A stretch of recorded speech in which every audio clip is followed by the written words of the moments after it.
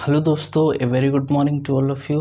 आप सभी का आपके अपने स्टडी चैनल पर हार्दिक स्वागत है। दोस्तों, जैसा कि आपको पता है, हमने लास्ट वीडियो में बक्कल कैविटी कंप्लीट कर लिया था। आज हम पढ़ने वाले हैं ईसोफेगस के बारे में। चलिए तो स्टार्ट करते हैं। ईसोफेगस को हिंदी में हम ग्रास नली कहते हैं। क्या कहते हैं दोस्तों? हिंदी में ग्रास नली कहते हैं। इसको डायग्राम फॉर्म में समझने की कोशिश करेंगे। दोस्तों, ये होता है हमारा ईसोफेगस। ये कनेक्ट रहता है हमारे स्टमक से। ठीक है दोस्तों, इसे कहते हैं ईसोफेगस। ठीक है, इसका जो ऊपर वाला भाग होता है जिससे ये कनेक्ट रहता है, इसे कहते हैं बक्कल कैविटी, मुख गुहा। इसे बोलते हैं ग्रास नली। ठीक है दोस्तों, इसको बोलते हैं स्टमक, हिंदी में जिसे आमाशय या साधारण भाषा में पेट भी कह देते हैं। ठीक है दोस्तों, इसकी जो लेंथ होती है दोस्तों, वो लगभग 25 सेंटीमीटर होती है। ठीक है, 25 सेंटीमीटर लंबी होती है। ठीक है, अब क्या होता है दोस्तों, इसके अंदर एक क्रिया होती है जिसे परसिस्टेलिसिस कहते हैं, हिंदी में जिसे क्रमांकुचन कहते हैं।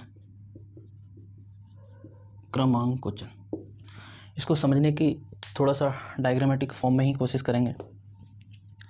मान के चलिए ये फूड पाइप है,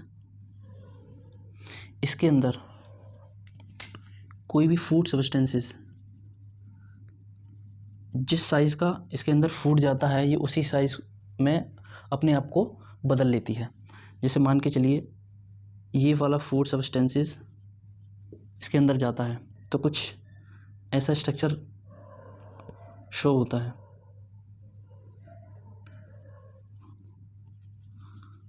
ध्यान से देखिएगा, कुछ ऐसा स्ट्रक्चर शो होता है। दोस्तों, एक चीज़ और, जब भी हम कोई चीज़ खाते हैं तो एक प्रेशर क्रिएट होता है नीचे की तरफ। ठीक है, तो ये प्रेशर नीचे की तरफ क्रिएट हुआ और ये फूड धीरे धीरे धीरे हमारे किस में पहुंच जाता है? स्टमक में। इसी को हम परसिस्टेलिसिस कहते हैं, क्रमांकुचन कहते हैं। ओके, अब दोस्तों आगे हम पढ़ेंगे स्टमक के बारे में। चलिए तो स्टार्ट करते हैं। ओके दोस्तों, नेक्स्ट हमारा जो टॉपिक है वो है स्टमक, जिसे हिंदी में आमाशय या पेट कहते हैं। ओके दोस्तों, इसकी जो स्ट्रक्चर होती है वो होती है बाइलोब्ड शेक की तरह होती है। बाइलोब्ड का मतलब होता है दो ऐसी चीज़ जो ऊपरी सतह से भी एक जैसी हों और निचली सतह से भी एक जैसी हों। ठीक है, एक तरीके की थैलीनुमा संरचना होती है। कैसी होती है दोस्तों? थैलीनुमा संरचना होती है।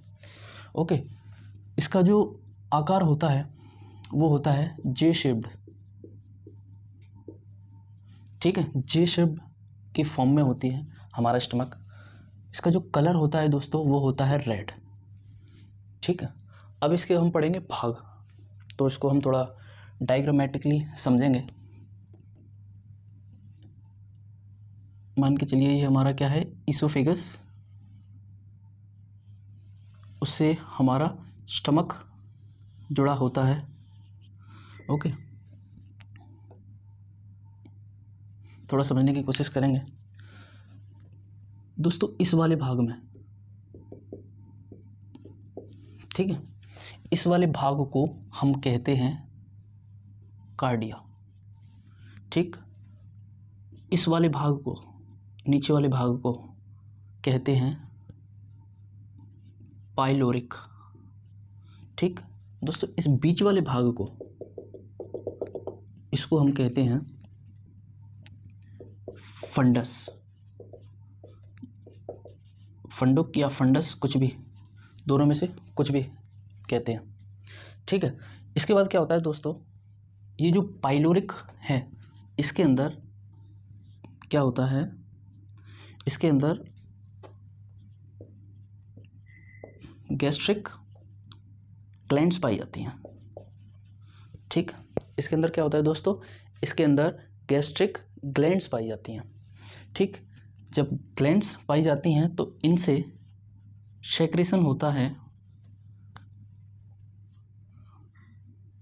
गैस्ट्रिक जूस का, जिसे हम हिंदी में जठर रस कहते हैं। ठीक, स्रावित होती हैं। ठीक, अब दोस्तों ध्यान से समझिएगा, ये जो गैस्ट्रिक ग्लैंड्स हैं इनके अंदर सेल पाई जाती हैं जिनको हम ऑक्जेंटिक सेल या पेरेंटल सेल कहते हैं। पेरेंटल सेल कहते हैं। इन सेल से दोस्तों क्या निकलता है, हमारा HCl सेक्रेशन होता है, HCl का श्रावण होता है। ठीक है, इसके बाद ये जो HCl होता है ये खाने में उपस्थित बैक्टीरिया को मारता है, पहला काम करता है HCl। दूसरा क्या करता है, दूसरा करता है खाने को अम्लीय बनाता है। कैसा बनाता है, एसिडिक फॉर्म में बना रहने देता है, अम्लीय बनाता है। ठीक है, तीसरा काम ये क्या करता है दोस्तों, ये करता है खाने को सड़ने से बचाता है पेट के अंदर। ठीक है, सड़ने नहीं देता, डिके नहीं होने देता। ठीक है, ओके दोस्तों, तो ये हो गया हमारा गैस्ट्रिक ग्लैंड्स के अंदर क्या पाई जाती हैं, ऑक्जेंटिक सेल पाई जाती हैं या पेरेंटल सेल कहते हैं। उनके अंदर HCl का सेक्रेशन होता है। फिर HCl का सेक्रेशन क्या करता है, हमारे स्टमक के अंदर खाने को अम्लीय बनाता है, खाने में उपस्थित बैक्टीरिया हैं उनको मारता है और खाने को सड़ने से बचाता है। अब आते हैं दोस्तों हम गैस्ट्रिक जूस की तरफ, जठर रस। दोस्तों इसमें एंजाइम्स पाए जाते हैं। ठीक है, पहला है पेप्सिन, दूसरा है आपका रेनिन और तीसरा है आपका म्यूसिन। ठीक है, पेप्सिन, रेनिन और म्यूसिन। पेप्सिन क्या करता है, ये प्रोटीन को पेप्टाइड में बदलता है। किसमें बदलता है दोस्तों, प्रोटीन को पेप्टाइड में बदलता है। रेनिन क्या करता है, ये आपके दूध को दही में बदलता है। ठीक है, मिल्क चेंजेस इन कर्ड, दूध को दही में बदलता है।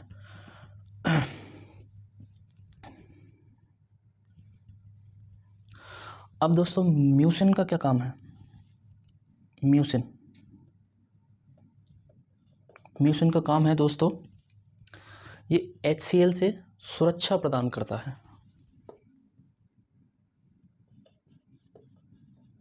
सुरक्षा प्रदान करता है HCl से।